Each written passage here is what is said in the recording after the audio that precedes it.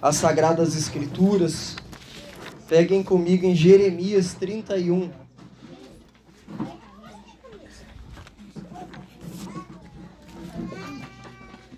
Jeremias 31.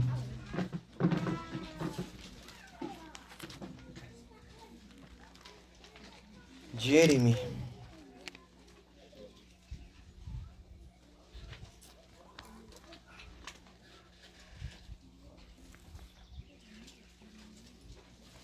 Amém ou misericórdia? Amém. Amém? Estão levando um coro da Bíblia aí? A gente espera. Jeremias 31.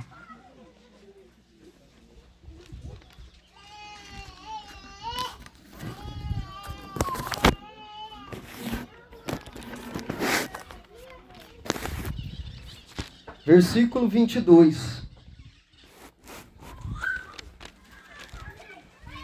Na Ave Maria diz assim, se você está com outra tradução, talvez tenha alguma diferença ali, mas o sentido é o mesmo. Até quando andarás vagando, filha rebelde? Vamos ler junto essa parte de baixo? Eis que o Senhor criou...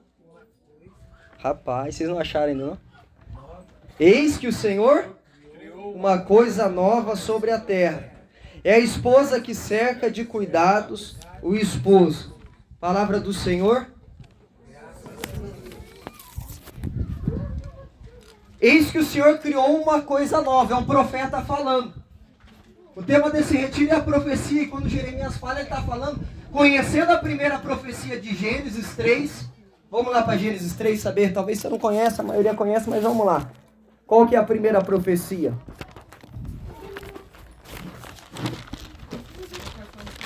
Gênesis 3, versículo 15. Todo mariano conhece essa palavra, não tem como. Porém ódio entre ti e a mulher, entre a tua descendência e a dela, esta te esmagará a cabeça, e tu lhe ferirás o calcanhar. Algumas pessoas, principalmente os protestantes, vão falar que não está falando de Nossa Senhora, que está falando de Eva. Mas se fosse de Eva, estaria no presente ali, o verbo por. Mas está no futuro, porém ódio entre ti e a mulher. Então vai vir uma mulher. Jeremias, conhecendo isso daqui, ele fala, não, é uma coisa mais nova que isso. Poderia ser Isaías 7, vamos lá para Isaías 7. Aqui ele deu poder para essa mulher esmagar a cabeça de Satanás. Santo Antônio vai falar que ele esmaga a cabeça de Satanás, que ela esmaga a cabeça de Satanás com a sua virgindade, com a sua santidade. E que o demônio fere o calcanhar dela quando Cristo é crucificado, que a carne dele é rasgada. Mas não é isso que Jeremias está falando. Isaías 7, também outra passagem conhecida dos marianos. Tem mariano aqui, sim ou não? Já chegou os marianos ou não? Tá vindo mais, tá chegando no exército. É bonito a saudação de quem pertence à milícia da Imaculada de São Maximiliano Maria Kolbe. Eles passam um perto do outro e falam somente isso. Maria, Maria. Só isso basta. Maria, Maria. O nome que faz tremer o inferno. Isaías capítulo 7, versículo 14. Por isso, o próprio Senhor vos dará um sinal. Uma virgem conceberá e dará à luz um filho e o chamará Deus conosco. O que é maior do que isso? Uma virgem que concebe e dá à luz um filho. Ele está falando da encarnação aqui também. Jeremias vai falar que é uma coisa mais louca que isso que Deus criou. Você quer saber sim ou não? Fala, eu estou ficando curioso. Jeremias 7 fala assim, ó. 31. Eis que o Senhor criou uma coisa nova sobre a terra. Aí ele vai responder. É a esposa que cerca de cuidado o esposo. Como que ela cercou de cuidado? Ela cercou no ventre dela, uma circunferência. Aí, mas o que é? Por que isso é maior do que a encarnação, do que o nascimento? Porque como que pode o imenso, que é Cristo, porque se ele é imenso, como que vai ter algo mais imenso para receber ele? E é isso que faz Jeremias ficar em crise e falar: Deus criou uma coisa nova sobre a terra. Não é aquela autoridade que está no Gênesis de esmagar a cabeça de Satanás, que já é algo grande. Não é o parto virginal dela, mas é e aí Boaventura vai dizer: o imensíssimo ventre dessa mulher recebeu o imenso. Aí ele vai falar assim, que a sã filosofia vai dar um exemplo para a gente entender isso. Vamos colocar um número infinito de homens sobre a terra. Se a gente for calcular o número de cabelo desses homens, vai aumentar o infinito, não vai? Vai ser o quê? O infinitíssimo. Assim como Deus é imenso, houve um ventre imensíssimo para receber esse Cristo. E por isso Jeremias chapa. Agora, eu quero entrar num negócio que há pouco tempo nós descobrimos e que está envolto da igreja, da sociedade. Pega comigo Ezequiel 8. Porque esse demônio, ele tenta ferir o calcanhar dessa mulher. Até hoje. Com os erros, com a heresia, com o engano. E nesse retiro eu quero falar um pouco dos enganos. Dos erros que estão acontecendo no nosso tempo. Ezequiel 8. Que é só pela força da Imaculada, e é só vivendo uma devoção, porque assim Jesus Cristo, assim Jesus determinou, em João 19, entregando a humanidade aos cuidados dela. Ezequiel 8.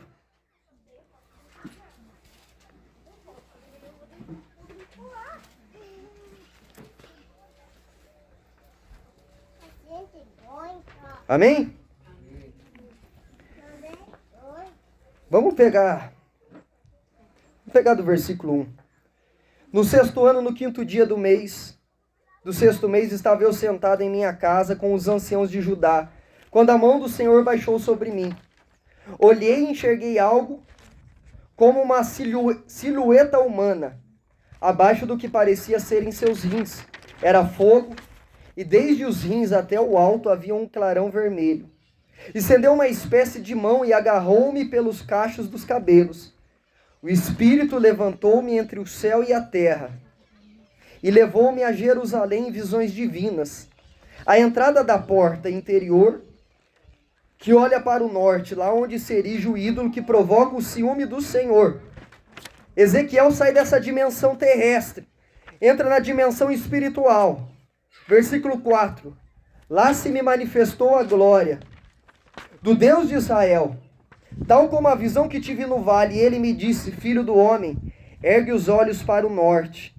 Levantei os olhos para o norte e vi ao norte da porta do altar a entrada do ídolo que provoca o ciúme do Senhor.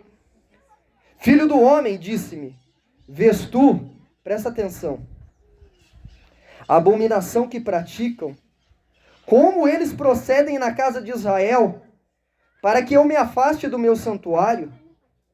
Verás, todavia, coisa muito mais grave. Conduziu-me até a entrada do adro, e reparando vi que havia um rombo no muro. Filho do homem, disse-me ele, fura a muralha. Quando a furei, divisei uma porta. Aproxima-te, diz ele, e contempla as horríveis abominações a que se entregam aqui. Fui até ali para olhar, enxerguei aí toda espécie de imagens, de répteis e de animais imundos e pintados em volta da parede. Todos os ídolos da casa de Israel. 70 anciãos da casa de Israel, entre os quais Jazanias, filho de Safã, se achavam de pé diante dele, segurando cada qual o seu turíbulo, do qual se elevava espessa nuvem de fumaça. Versículo 12.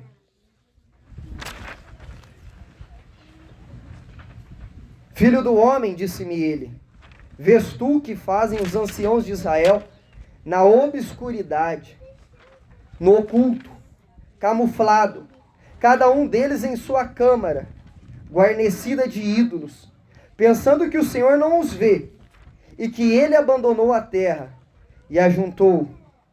Verás ainda abominações mais graves que eles estão cometendo. Palavra do Senhor. Não, vamos continuar, desculpa. Conduziu-me então para a entrada da porta setentrional da casa do Senhor. Mulheres estavam sentadas chorando. Tamuz, filho, falou-me: tu viste? Verás ainda abominações piores do que estas. Levou-me então ao interior do templo, à entrada do santuário do Senhor, entre o vestíbulo e o altar. Avistei cerca de 25 homens, que de costas para o santuário do Senhor, com a face voltada para o oriente, se prosternavam diante do sol. Filho do homem, disse-me ele, vês isto? Não basta a casa de Judá entregar-se a esses ritos abomináveis que aqui se praticam, haverá ainda ela de encher a terra de violência e não cessará de me irritar. Ei-los que trazem o ramo ao nariz. Está bem, eu de minha parte procederei com furor. Não terei condescendência, serei impiedoso. Inutilmente clamarão a meus ouvidos, não os ouvirei. Palavra do Senhor. O que entra aqui no judaísmo com essa visão de Ezequiel? Entra a idolatria, entra a cabala judaica, que está envolto em muitas coisas. A gente olha para a maçonaria, por exemplo. O que está por trás da maçonaria? É a cabala judaica. Você olha para o espiritismo. O que está por trás do espiritismo? É a cabala judaica. Você olha para a política, para o campo político. Só que ninguém sabe, ninguém dá o nome como eles trabalham. Na psicologia, se você olhar Lutero, ele bebeu dessa fonte. E o protestantismo, tudo aquilo que o protestantismo abraça, vem do judaísmo. Por exemplo, por que o protestante, ele tem horror à imagem? Ele tem horror, isso vem da cabala judaica. Por quê? Essa era a última parte da imagem, mas deixa eu achar aqui.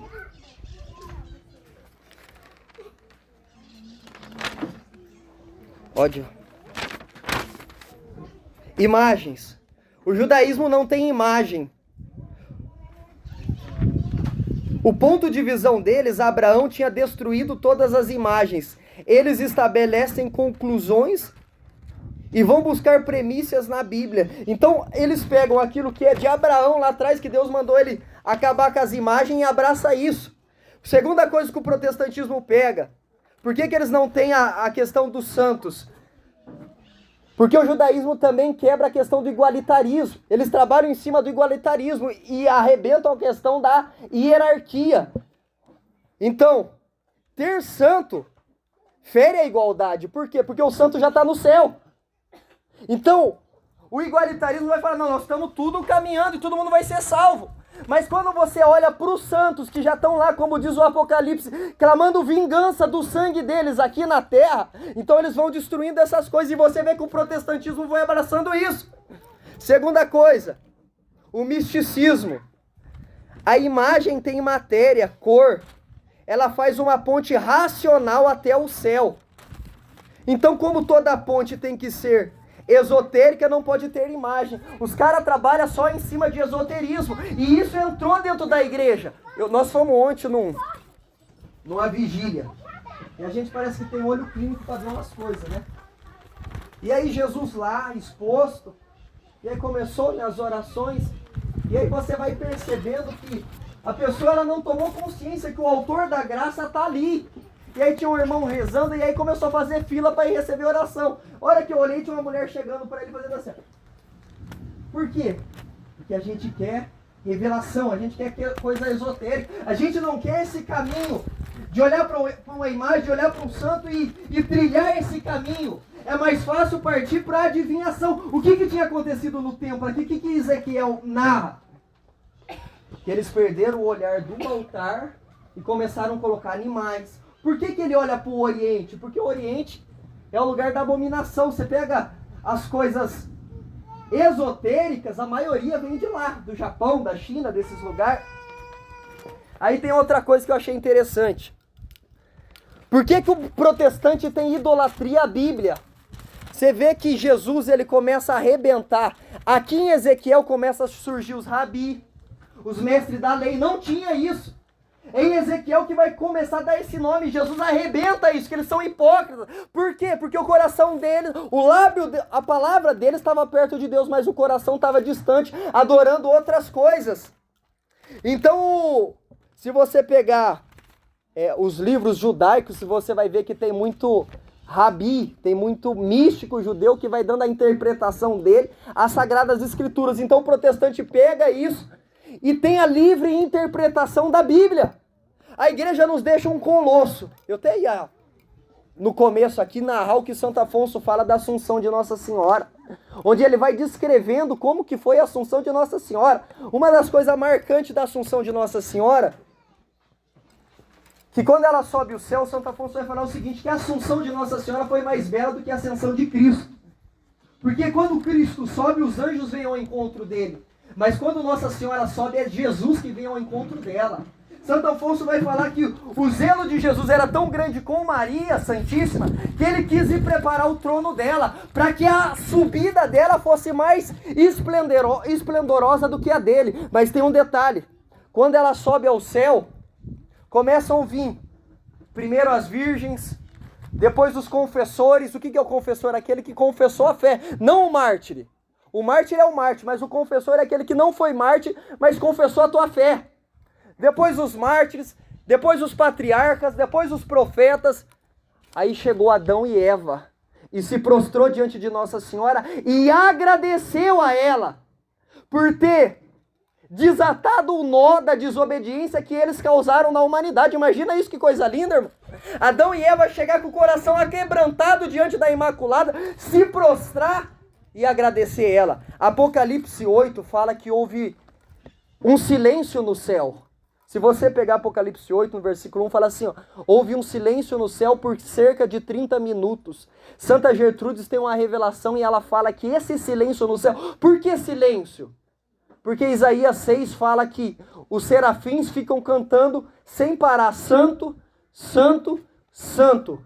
Só que houve um silêncio no céu, então os anjos, em especial a primeira hierarquia, os serafins silenciaram. Por quê? Porque Nossa Senhora estava subindo. E aí foi a Santíssima Trindade que fez essa oração. Ave, cheia de graça, o Senhor é contigo. Bendita sois vós entre as mulheres. Pode aplaudir Nossa Senhora, porque isso é lindo demais, cara. Então o judaísmo, a cabala judaica em especial, se vocês prestarem atenção, alguns templos, essa palavra templo de oração. O que é um templo de oração? É um lugar que não tem altar, que não tem sacrifício. Por que no protestantismo não tem sacrifício? Porque no judaísmo não tem sacrifício. É templo. Não acontece mais. A cabala judaica corrompeu isso, o sacrifício. E o protestantismo também abraça esse negócio do templo cristão. E você pega o Edir Macedo, ele anda com um negocinho aqui. Por quê? Por causa do judaísmo. Quem acompanhou um pouco de perto o Bolsonaro viu a bandeira que ele tinha, sempre tinha uma bandeira de Israel. Cara, os caras estão por trás de tudo. Em alguns lugares tem aquele negócio, eu não sei o nome daquele negócio de 7. Tem um nome, aquele coisa de vela, né? É, um candelabro de 7. É um sinal. Menorá. Então essas coisinhas que vai entrando... Se você for estudar a maçonaria, você vai ver quando começa com a Revolução Francesa. Mas quem está por trás é os judeus, cara. Tem um livro que chama Complô contra a Igreja. No Concílio Vaticano, os caras entrou em peso ali para minar, para mudar, tentar de todas as maneiras, acabar com o sacrifício da missa, com a liturgia sagrada, acabar. Eles têm raiva do Santíssimo Sacramento, eles têm raiva da igreja. Eles têm raiva de Nossa Senhora. Por quê? Por que Nossa Senhora gera raiva? Porque um dos lemas deles é isso daqui, ó. A negação da Torá é a sua realização. Aquilo que Lutero falou: peca e crê firmemente e será salvo. Esse era o pensamento de Lutero. Quanto mais você peca, se você crê, basta para você ser salvo. Só que São Tiago fala que a vida sem as obras, elas são mortas. Se eu não tiver uma vida coerente, só falar, só professar, não, eu creio em Jesus, tá? Você crê, mas como que você vive? Eu creio, mas eu não vou na missa de domingo. Eu creio, mas eu não configuro a minha vida a Ele. Eu creio, mas eu não rezo. O doutor da igreja Santo Afonso fala: quem reza se salva, quem não reza se salva. E nesse tempo cada vez é mais difícil ter vida de oração, porque tudo vem para roubar o nosso tempo. Tudo vem para tirar do nosso tempo a qualidade. O que eu falei da última vez: você vai rezar, você leva o celular, apita, te tira da presença de Deus. Você não consegue viver com qualidade aquele tempo. Só que aí você vai falar: ah, Gui, mas para vocês é fácil, vocês vivem aí na comunidade. Meu irmão, eu não sei qual que é a tua realidade. Se você vai ter que acordar um pouquinho mais cedo, se você vai ter que estender o teu tempo um pouco mais tarde e dormir mais tarde para você ter um tempo de qualidade com Deus. Porque a guerra já está aí. Nós não vamos vencer essa guerra aqui na terra. O pensamento do judaísmo, que também entrou na filosofia verdadeira da igreja. O judeu tem raiva da filosofia de Aristóteles, de São Tomás de Aquino, da razão, de algo racional, onde eu consigo unir a fé com a razão. O judeu não gosta de...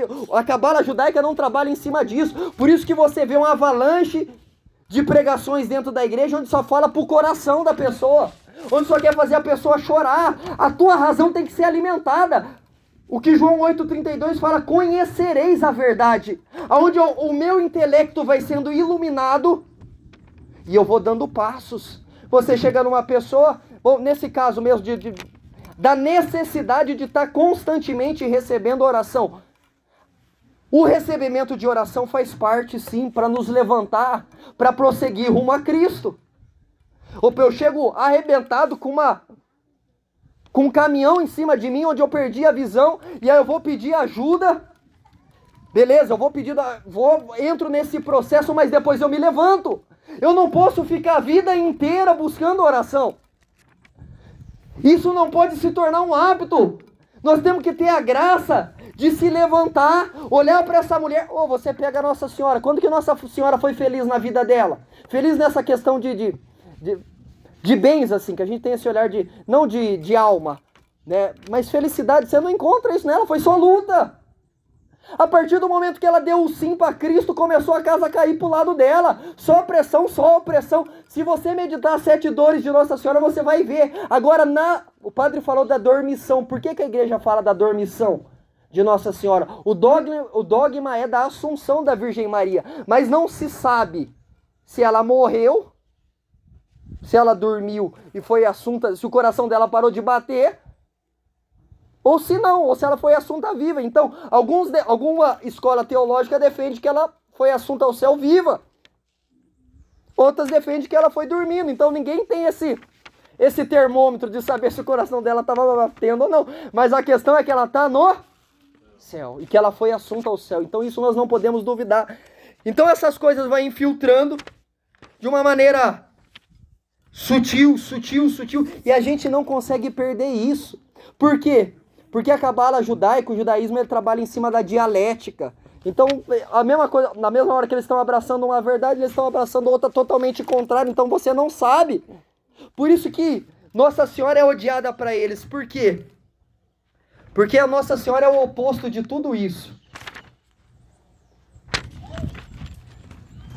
Os judeus, para viver mais a fundo isso, tem que viver essa negação da Torá em algum momento da sua vida, para que a sua realização aconteça.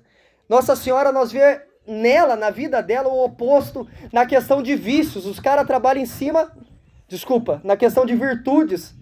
Você olha para esses caras, eles valorizam o vício, a negação da fé, a proclamação só eu acredito e não preciso mudar de vida, eu não preciso me converter. Em Nossa Senhora acontece o oposto. Por exemplo, ela é mãe e virgem.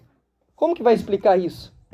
Ela é mãe, rainha das mães, a mãe do puro amor, só que ela também é virgem. Nossa Senhora é escrava, eis aqui a escrava do Senhor, só que ela também é rainha. Nossa Senhora é virgem e mãe, virgem e filha, mãe e filha.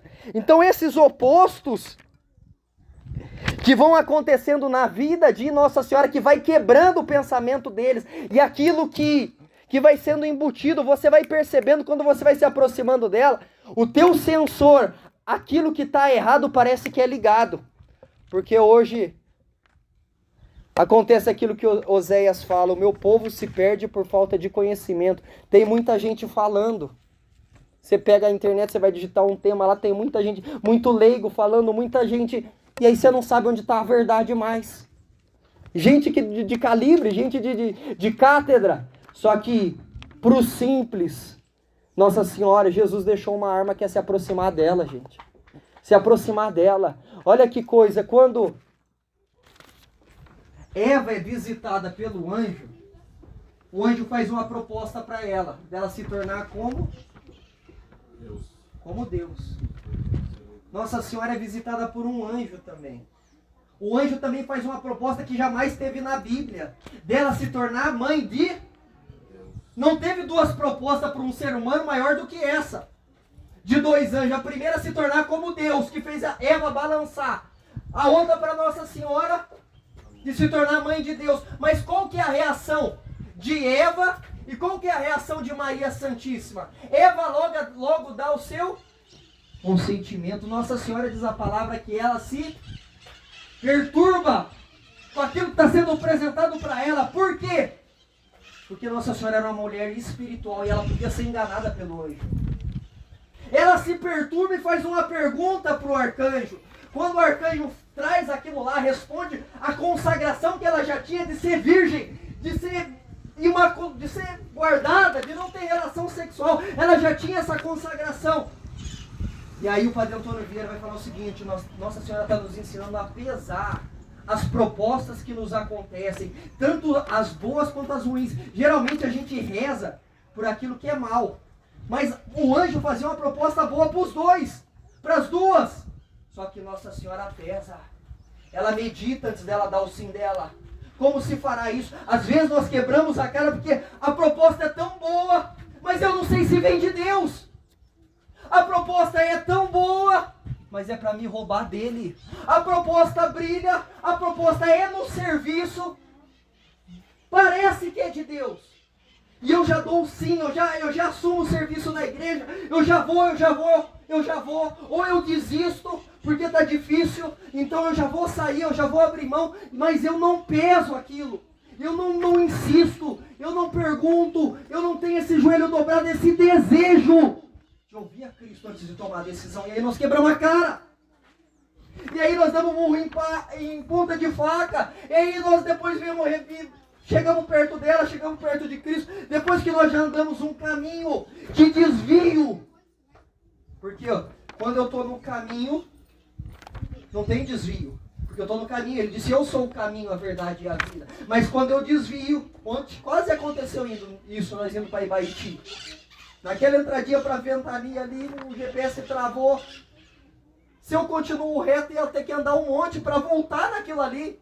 Então quando acontece o desvio, não é só o desvio, é o caminho errado que eu trilhei, que eu dei passos e que eu vou ter que voltar e encontrar esse caminho novamente para seguir.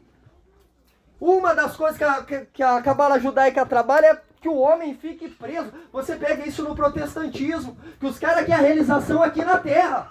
Ele vai falar depois do contratualismo. A pessoa se coloca na presença de Deus como se ela assinou um contrato, porque ela está tão presa nessa terra que aqui ela vai ser abençoada. Quem disse isso?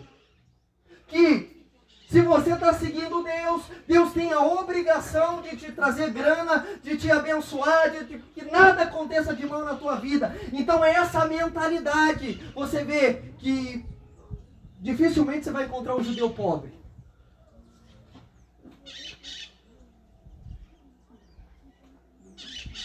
Essa mentalidade de grana, nós estamos nos unir para ganhar dinheiro, para ganhar grana. Que vai entrando, opa, mas Jesus prometeu isso. Me acha uma passagem que ele fala assim, ó, quem me seguir eu vou te abençoar com grana. Vou fazer você prosperar, você ganhar muita grana. Pelo contrário, ele fala, se alguém, por quê? Porque é dura a palavra dele. Se alguém de vocês quiser me seguir, ele já coloca uma cláusula que é mais difícil. Renuncia a si mesmo. Ela renunciou a si mesma. Eva não conseguiu renunciar a si mesma. E esse é o nosso desafio. Falar que eu já vivo a renúncia de si mesmo seria muita soberba da minha parte. Porque custa, a gente quer impor a nossa vontade. A gente ouviu uma formação esses dias, e eu sei, assim, tremendo isso que a Maria Francisca falou, da Oasis. Que ela reclamando do cotidiano, do trabalho de casa, aquele monte de filho e tal, e roupa, e preocupação, e reclamando com Jesus, murmurando, Jesus falou no coração dela, viu? Você acha que eu estava confortável na cruz? Você acha que estava confortável na cruz? O nosso caminho, aquilo que Francisco de Sales fala, todo amor que não nasce do Calvário é um amor fraco. Amar a Deus e a prova desse amor e olhar para os santos é isso. É homens que nasceram do Calvário, que nasceram do sofrimento, que nasceram de olhar, tá fazendo tudo certo e tá sendo perseguido, e tá sendo provado, e tá com dor no corpo, e tá com dor na alma, e tá difícil rezar.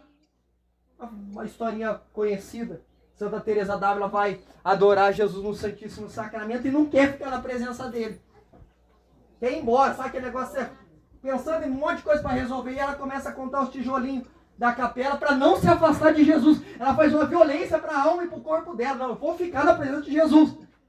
Ela era mística, né? Tinha diálogo com o homem. Um dia Jesus aparece para ela e ela vai fazer uma pergunta para Jesus. Qual foi o momento da minha vida? O que eu fiz para o Senhor que mais te agradou? Aquele dia que você não queria me adorar e você ficou contando os tijolinhos da capela para não sair. Porque hoje a nossa alma está agitada. O barulho, tanta coisa faz com que... A gente viveu um tempo de graça na comunidade, talvez o maior, que foi a adoração perpétua. Agora, a gente tem a nossa adoração, mas na quinta a gente para, expõe o Santíssimo e fica ali. Quando o meu horário é das 9 às 10, na quinta. Cara, é uma meia hora para a agitação sair do meu coração, né? Você tentando, o pensamento vai longe, coisa, você não consegue, aí tem que criar alguma coisa, Ave Maria, para mim me concentrar, para que essa agitação cesse. Agora, se eu não começar a ter o hábito de tirar... Santa Teresa fala de 15 minutos, pelo menos 15 minutos, o cara ficar em silêncio, dobrar o seu joelho e acalmar a sua alma durante o seu dia, para se colocar na presença de Deus, ele não vai conseguir crescer espiritualmente, ele não vai conseguir dar passo. Olha o que São João Maria Vianney vai falar no sermão dele sobre o juízo final. Que no juízo final vai ser colocado todos os homens juntos. Nossa Senhora vai aparecer. E ela vai ficar do lado dos da direita, que é depois do decreto de Cristo. Quando o diabo já está levando as pessoas dele para o inferno, ela fala assim, alto lar. E começa a chamar as pessoas que zombaram da tua fé, da tua entrega, da tua devoção para pedir desculpa para você antes de ir para o inferno, cara. Nós estamos nesse mundo, e esse mundo de aquilo que Cristo vai falar, né? Eu vos lanço como ovelhas no meio de lobos.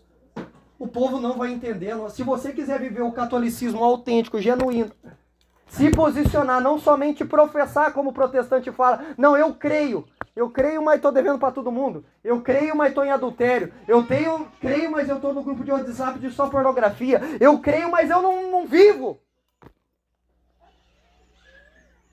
Vai passar vergonha. Agora, se eu quero, e isso começa a gerar perseguição no serviço, isso começa a gerar perseguição dentro de casa, de começar a mudar, de começar a alinhar. São João Maria Vianney é muito massa o sermão dele. Ele conta uma historinha. Uma mulher foi na casa de uma outra mulher lá e ela pegou um papel que tinha a letra de uma música profana. Profana não era funk naquela época, era uma música que não era de Deus. E levou para sua casa. Essa mulher da casa, que tinha essa letra de música, morreu. Por causa dela ter uma música uma letra no papel de uma música profana e aquela mulher ter cantado aquela música, essa mulher teve que pagar um preço, cara. Agora imagine a nossa realidade. Se você ver São João Maria Vianney, vai ser o santo que mais arrebenta baile. O baile na época dele, irmão, era valsa. Não era forró. Não era esse sertanejo funk aí. Não era essas coisas. Por quê? Porque o caminho do céu é estreito. A porta do céu é estreita. O caminho não teve reforma. E essas coisinhas, Santo Afonso fala, eu falei isso da última vez. Se eu não consigo abandonar o que é lícito, eu não vou conseguir abandonar o que é ilícito. Se eu não começar a adestrar nessas coisinhas pequenas, nessas pequenas mortificações, não vou parar com isso. Não vou gastar mais 2 horas lavando o carro. Não vou gastar mais 2 horas assistindo o jogo. Vou começar a tocar nessas coisinhas que não é pecado, mas para mim gastar esse tempo que eu podia estar fazendo algo lícito com aquilo que é divino, com aquilo que é sagrado. Eu não vou conseguir colidir com aquilo que a minha carne grita. Com aquilo que está dentro de mim, eu não vou ter força para renunciar. Eu não vou ter força para... hora que ajoelhar e precisar da intervenção de Deus. Intervenção, não estou falando de milagre, eu estou falando de escuta, de direção. Ou uma palavra dessa. Você acha que eu estava confortável na cruz, filho? Isso silencia qualquer um. Isso dá força para o cara subir o calvário dele. Mas quando ela vem de Deus, ela explode dentro da tua alma. Quando a palavra vem do coração dele, o ser humano silencia. Só que por não cultivar, por a gente estar envolto de esoterismo, de sentimentalismo, de coisas que nos tiram de uma fé racional, de uma fé espiritual. Papa Bento XVI falava isso. O caminho da fé, ele tem 2 asas, que é a da fé do encontro com Deus e da razão. Eu preciso de alimento aqui, ó, eu preciso buscar não só sentir a Deus, mas alimentar as respostas da minha fé, os questionamentos. Essa criançada, quem tem criança em casa sabe que essa geração é uma geração questionadora, não é, Vanessa? Uma geração questionadora. Agora, se eu vou esperar uma vez por semana a catequese da igreja, dar alimento de fé pro meu filho, cara, conversa com os catequistas hoje, começa a fazer umas perguntas para eles. A maioria não sabe, cara, sobre doutrina. Então essa obrigação não é do catequista. Essa obrigação é minha. Essa obrigação ali de fundamento que seja. Os meus agora é historinha, só historinha de santo. E eu passo reto, a Verônica fala, pai, não vai ter historinha hoje? Você sabe contar alguma historinha aí? Vem aqui então, vamos ver se você sabe alguma. Tem que fazer cara de profeta, tem que dar uns gritos para assustar o povo. Havia uma menina. Tá ligado? Não, pode falar, tá ligado. Havia uma menina, ela se chamava Catarina, e daí tinha a amiga dela, tava conversando quando o santo tava pregando, e daí esse santo falou 3 vezes pra ela parar de conversar com a amiga dela. E daí ele falou que uma semana ela vai estar no inferno. E daí passou uma semana, veio um homem e falou, santo, essa Catarina está morta. E daí ele foi lá na casa e falou, Catarina, onde você está? Catarina, onde você está? Eu estou no inferno por não ter ouvido sua pregação. Catarina, onde você está? Por não ter ouvido a pregação do quê? Do santo, filho. Por quê? Porque a palavra é sagrada, filho. Ainda que o pregador seja um jumento, né? Ainda que não tenha...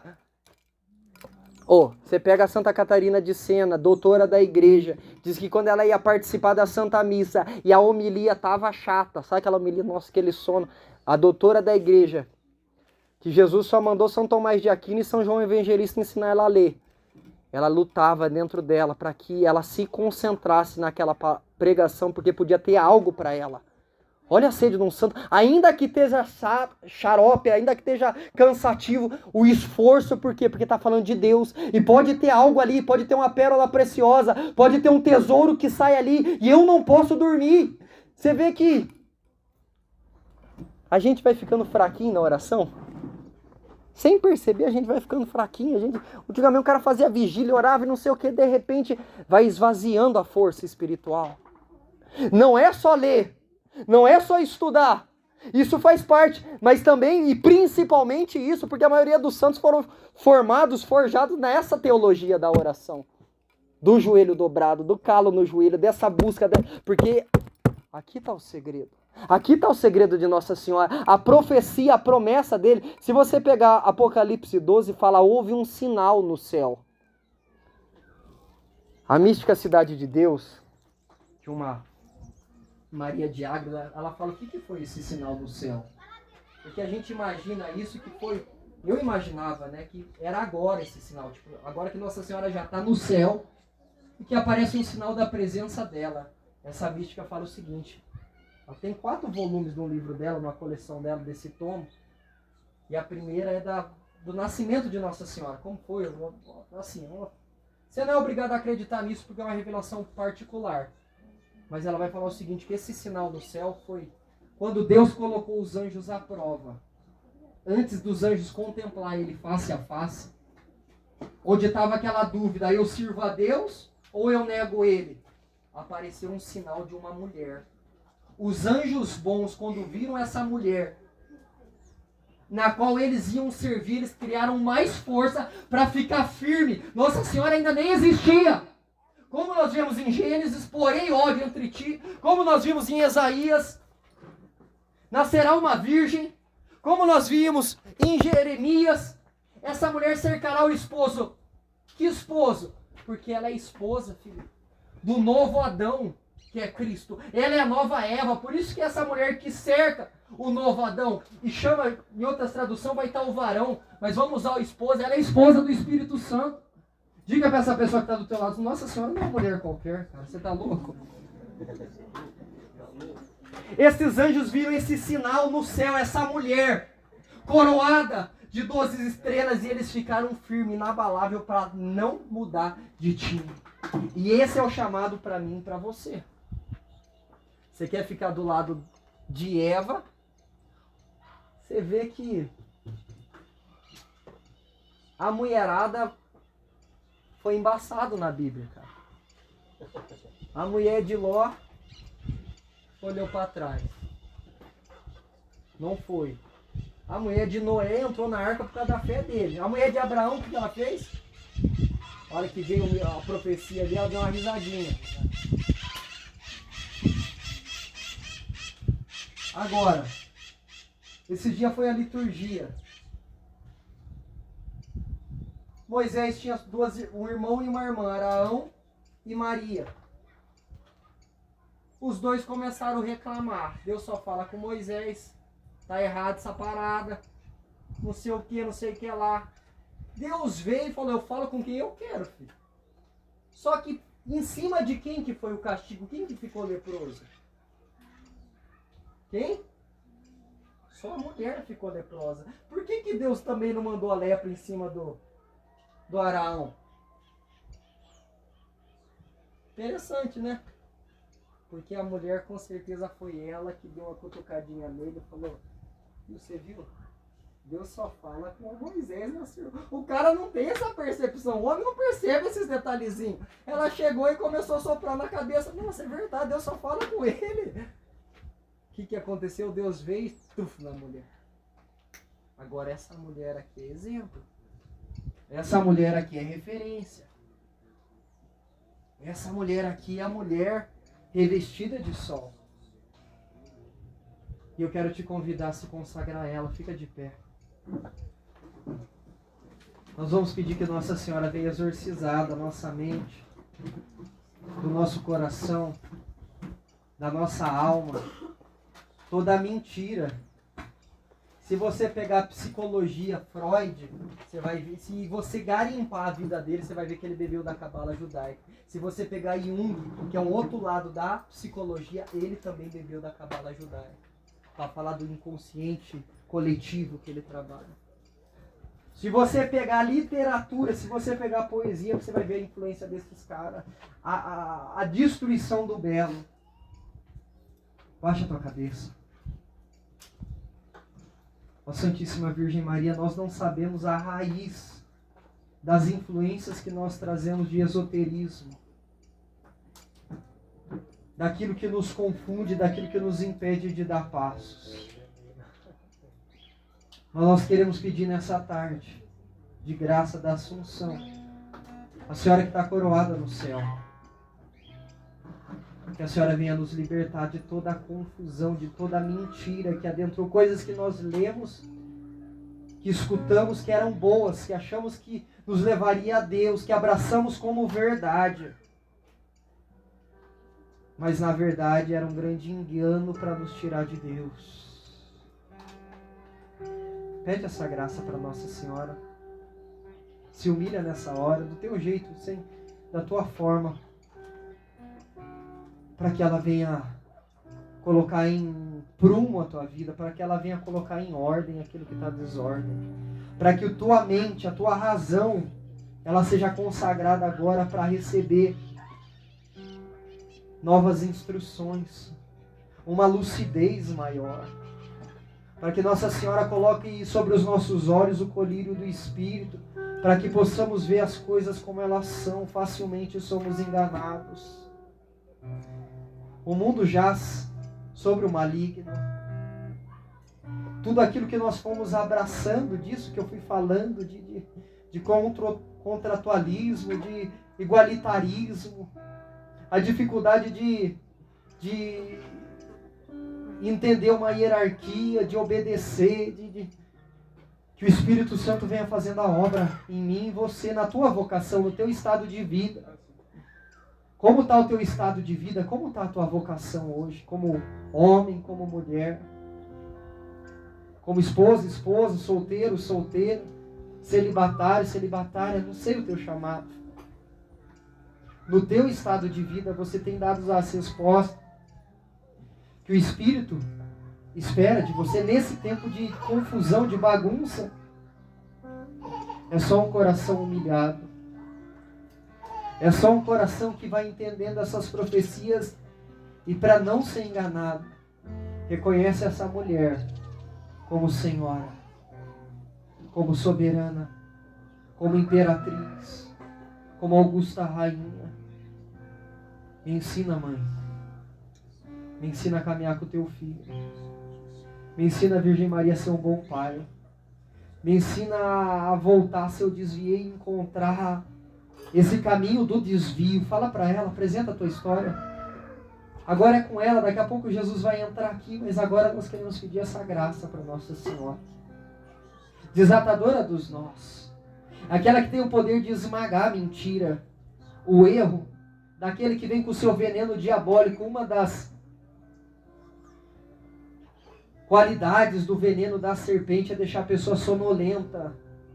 Quando a pessoa é picada por uma serpente, ela fica sonolenta. Espiritualmente, a sonolência espiritual, você que não consegue rezar, o sono te toma. Dentro de casa ela fala, não, agora eu vou ler a Bíblia, o sono vem, aquele tapa na tua cara, aquele cansaço que toma conta de você. Quantos livros, quantos investimentos você fez, você não conseguiu concluir nada. Pede para a Virgem Maria nessa hora essa fortaleza. É um maligno que não quer o teu crescimento, que não quer de você uma decisão decidida. Teresa d'Ávila fala que o diabo tem raiva de pessoas decididas. O demônio tem fúria de homens e mulheres decididos. Essa hora é a hora de tomar decisão. É hora de tomar decisão. De pertencer a esse exército. Mas não só com as palavras. Porque nós estamos muito longe, então nós precisamos nos humilhar para que ela venha ao nosso encontro. Para que ela venha em auxílio à nossa fraqueza. A nossa fé que é abalada muito fácil eu perco a fé, mãe. Muito fácil eu desanimo, muito fácil eu olho para trás. Como a mulher de Ló, nós tiramos sarro de Ló, de Pedro que negou. Nós tiramos sarro, nós olhamos para esses homens, Tomé que duvidou. Oh, irmão, nós temos muito mais do que eles. De dúvida, de incredulidade. De olhar para trás, de olhar para o mundo, de olhar para a vida velha. De desejar ali aquela alegria. Aquela falsa alegria que eu abdiquei, que eu abri mão. Ó, Imaculada, tu és decidida. Tu é o oposto do erro. Em ti é encontrado o oposto do vício. Porque a senhora é cheia de de virtude, nós também queremos ter virtudes.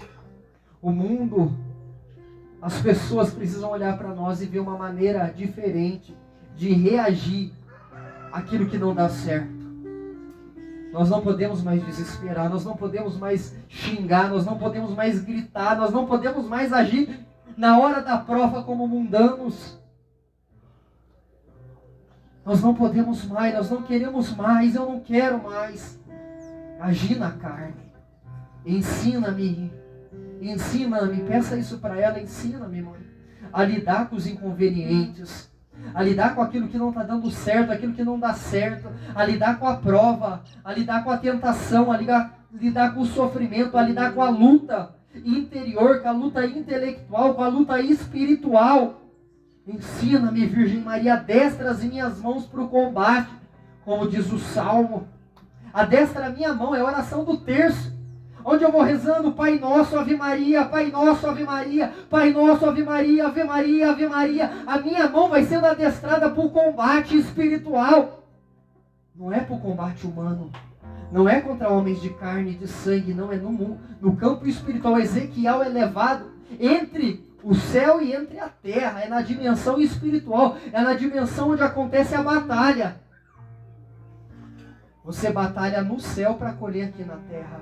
Você batalha aqui na dimensão espiritual para colher os frutos aqui na terra. Mas se você não entra nessa batalha, você não colhe frutos.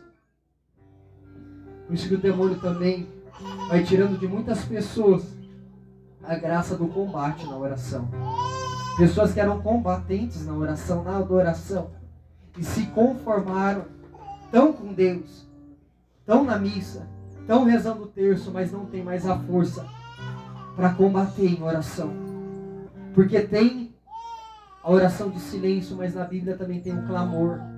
E o clamor é em voz alta. O clamor é para os necessitados. Josué, na 7ª volta, vocês gritam, para que essa muralha caia. E eles gritam, e o chofar é tocado, e a muralha cai. Ali é a oração de combate. É a oração de combate.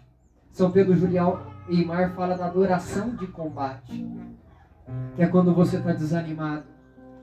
Quando você está desanimado, aí é a hora de adorar combatendo. É hora de adorar combatendo. Cantemos, preparando a nossa alma para receber Jesus aqui, em corpo, sangue, alma e divindade.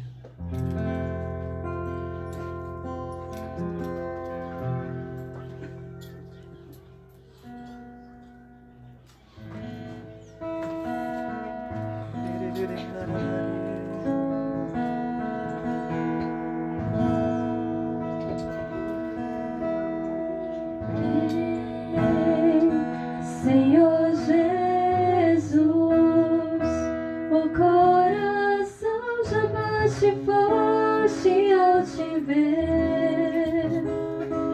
A tua graça hoje quero receber. Canta esperando o teu Senhor. Sem a bênção do Senhor, não sei viver.